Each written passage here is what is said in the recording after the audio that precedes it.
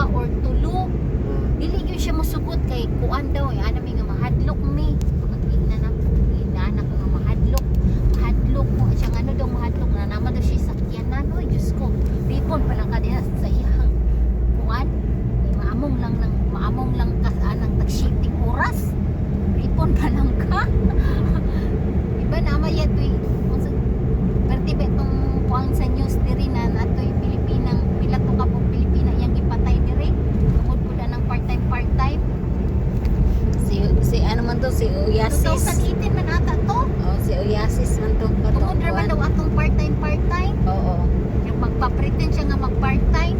Kuan siya, psycho man to.